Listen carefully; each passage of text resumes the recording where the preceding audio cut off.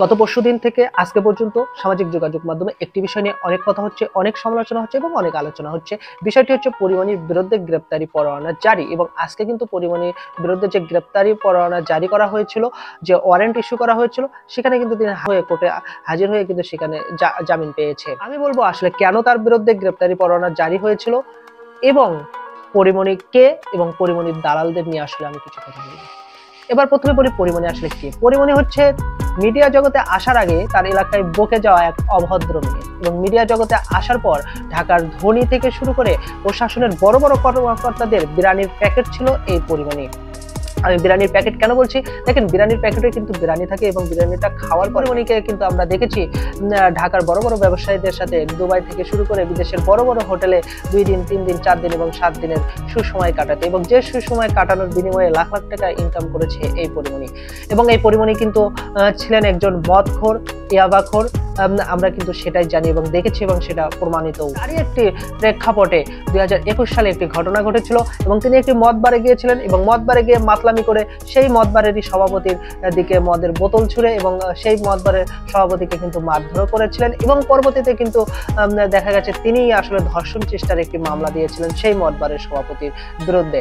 এবং সেই মদ বারের কিন্তু সভাপতি পরিমণির বিরুদ্ধে একটি মামলা করেছিল। সেই মামলার একটা হাজিরার ডেট ছিল গত 26 তারিখ, এবং সেই মামলার ডেটে কিন্তু তিনি হাজির হননি, যার কারণে তার বিরুদ্ধে কিন্তু গ্রেপ্তারি পরোয়ানা জারি করা হয়েছে। আমরা জানি কোনো ব্যক্তির নামে যদি কোনো বিচারের দিন মামলা থাকে, কিন্তু সেই বিচারের দিন মামলার যদি কোনো হাজিরার ডেট থাকে, সেই ডেটে যদি সেই ব্যক্তি হাজির না হয় তাহলে কিন্তু তার বিরুদ্ধে ওয়ারেন্ট ইস্যু হয়, অর্থাৎ গ্রেপ্তারি পরোয়ানা জারি হয়। ঠিক একই কারণে কিন্তু তার বিরুদ্ধে গ্রেপ্তারি পরোয়ানা জারি করা হয়েছে। কিন্তু পরিমণি খুব ভালোভাবেই সেটাকে অন্যদিকে মোড় দিয়েছেন। কিভাবে দেখেন, গত পরশুদিন তার একটা প্রোগ্রাম ছিল টাঙ্গাইলের হাতিয়াবাড়িতে, এবং সেই প্রোগ্রামটি কিন্তু স্থানীয় জনগণ বাধা দিয়ে সেই প্রোগ্রামটা আসলে হতে দেননি। তাৎক্ষণিকভাবে কিন্তু 26 তারিখে তার একটা হাজিরার ডেট ছিল ওই 21 সালের সেই মামলার, কিন্তু সেখানে তিনি হাজির হননি এবং তার বিরুদ্ধে ওয়ারেন্ট ইস্যু হয়, এবং সেটাকেই কিন্তু তিনি আবেগ দিয়ে দেখলেন আসলে তিনি অন্যায়ের প্রতিবাদ করেছেন। কোন অন্যায়? ওই যে হাতিবাড়িতে যে তিনি প্রোগ্রাম করতে চেয়েছিলেন, সেটা যে বাধা দিয়ে গ্রামের স্থানীয় জনগণ যে বাধা দিয়ে সেই প্রোগ্রামটা হতে দেননি, তার বিরুদ্ধে একটা পোস্ট দিয়েছিলেন, সেই অন্যায় তার কারণে নাকি তার গ্রেপ্তারি পরোয়ানা জারি করা হয়েছে। সেই বিষয়টাকে তিনি আসলে কনভার্ট করেছেন ইনডিরেক্টলি, এবং ডিরেক্টলি কিন্তু তিনি হুজুর এবং ধর্মকে এখানে ব্যবহার করে একটা আবেগী একটা পোস্ট দিয়েছেন, এবং সেই পোস্টকে কেন্দ্র করে পরিমণির দালালদের কিন্তু পরিমণির হয়ে ছাপাই গাইতে দেখেছি। তার মধ্যে সবচেয়ে বড় দালাল হচ্ছে আশফাক নিপুণ। তিনিও কিন্তু পরিমণির পক্ষে নিয়ে খুব বড় ধরনের ছাপাই গিয়েছেন। আমার কথা হচ্ছে পরিমণি কি সেই সময় মদ খেয়ে মাতলামি করেনি? এবং তার নামে একটা মামলা হয়েছে, সেটা বিচারের দিন সেটা কোর্ট দেখবে, কোর্ট সেটা তিনি যদি সত্যি দোষী হয় সেটা শাস্তি হবে।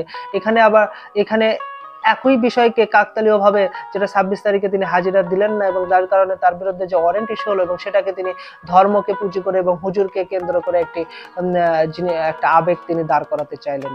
ঠিক আমি পরিমণির দালালদের বলতে চাই, এইরকম ধর্ম এবং হুজুরদের বিরুদ্ধে আঙ্গুল তুলে লাভ নেই। পরিমণির মতো মাতাল মেয়েরা কিন্তু সবসময় দেখা যায় যে ধর্ম এবং ইসলামকে কিন্তু তারা একটা হুজুরদের কিন্তু সবসময় তাদের বিরুদ্ধে কিন্তু কোনো না কোনো ভাবে দাঁড় করানোর চেষ্টা করে, এবং তাতে কিন্তু সায় দেয় এই আশফাক নিপুণদের মতো দালালরা।